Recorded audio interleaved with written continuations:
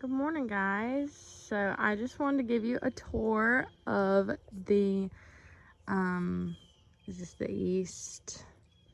Yeah, east facing garden. And also a little bit of mom's garden. So this is the agapanthus show and it is looking amazing. There's bumblebees everywhere.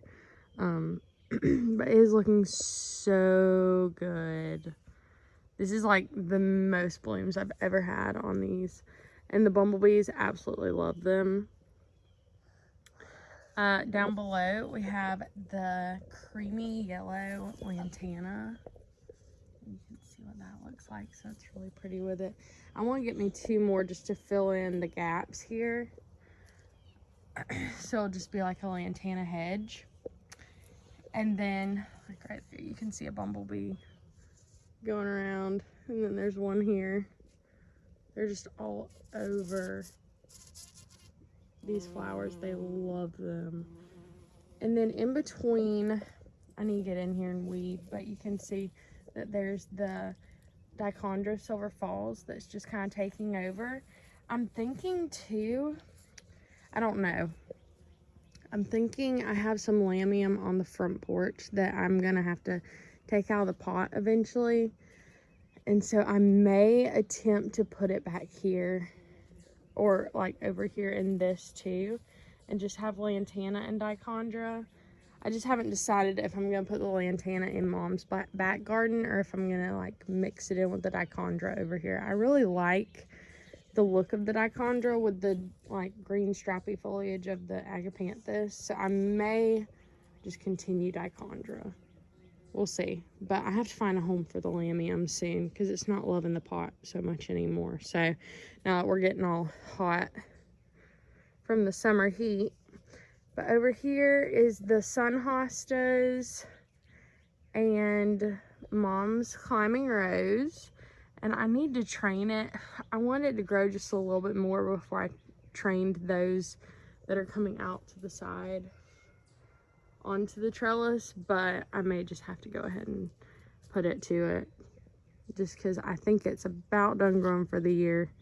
It's just getting way too hot. It's getting stressed more so now, which is what roses tend to do in our area from the humidity and everything.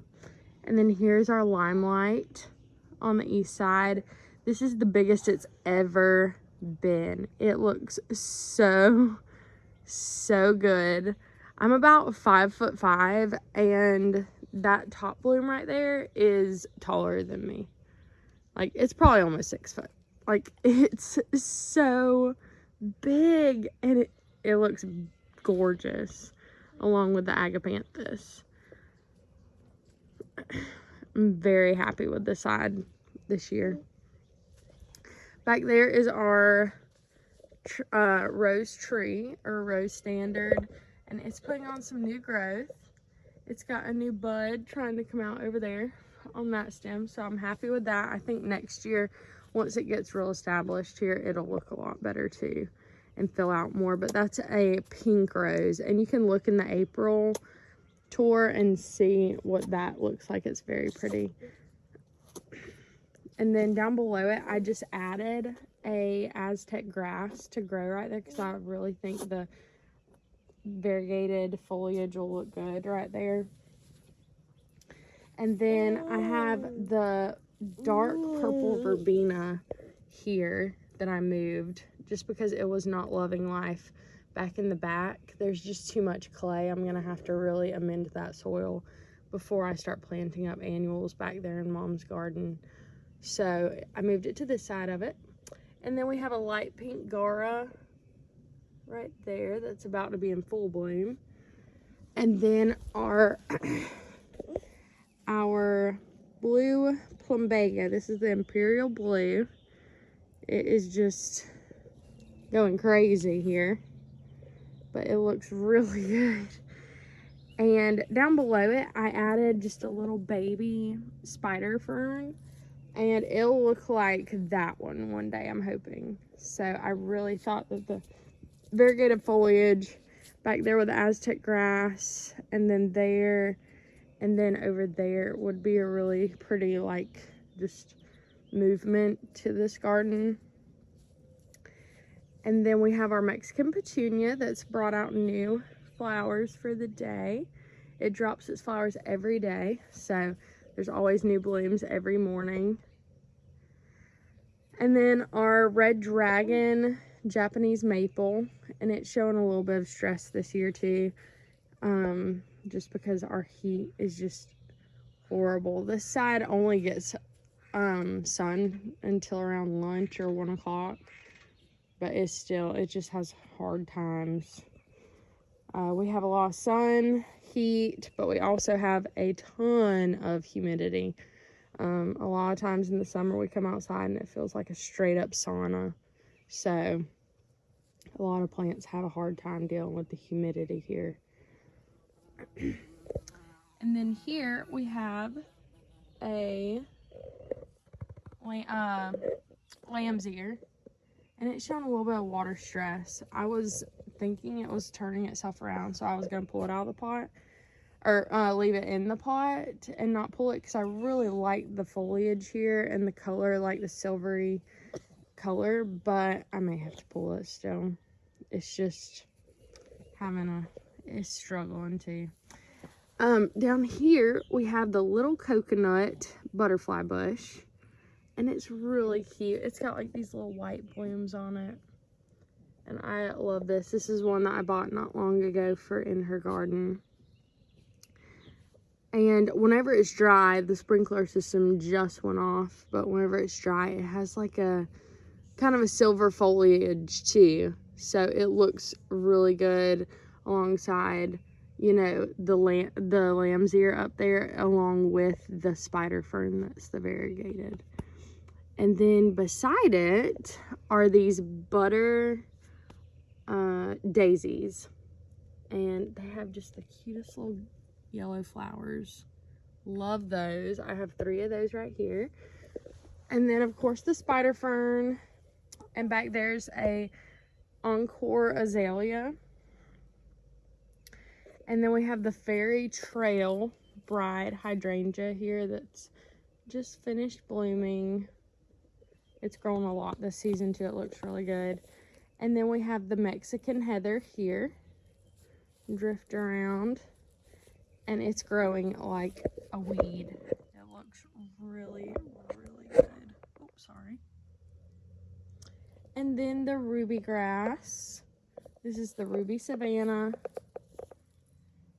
and our pink gara, and our blue hydrangea that's drying up too.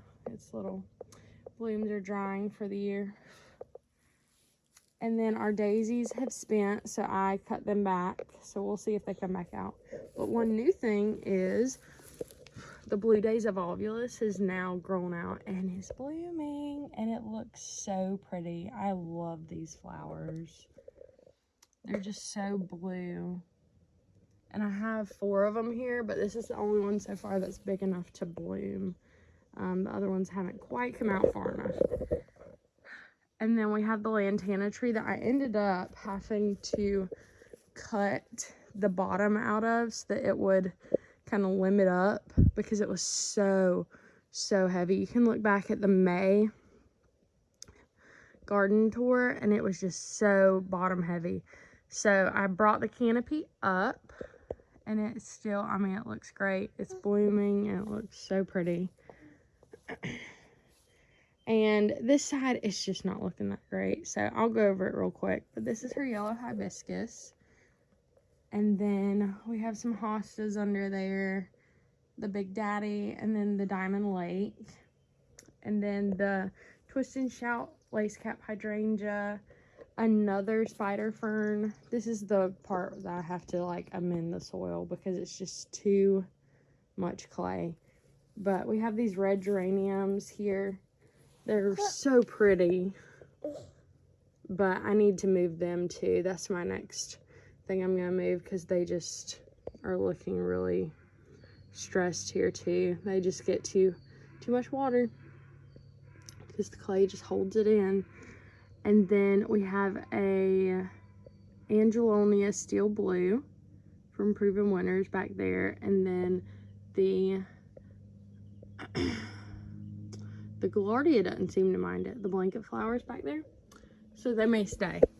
But other than that, I'm gonna probably have to just completely amend this side right here up to the lantana tree next year with compost and a bunch of like topsoil and garden soil, and see if I can get this clay removed from where they did our foundation for our house, like our pad. But yeah, like that is the garden for June. As the months go on, our garden, like I said, it gets pretty tired. Everything starts kind of feeling shock because we do have high humidity, high like just drought, which we do run our sprinkler systems twice a day, but the humidity and the heat start really getting to these plants. So I'm hoping, like, there are some things that, you know, come out in the summer and do amazing, like the Limelights look amazing in the summer, the Agapanthus, the Mexican petunias, the, you know, plumbago, but there are some things that just really struggle. So it's interesting to see what does well in our high humidity, high heat in the summer, and what really struggles. That way we can kind of learn what to put where whenever the other things don't look that great. So yeah, I hope you guys enjoyed this video. Yeah, bye-bye. I hope you guys enjoyed this video, and I'll see you in the next one. Bye.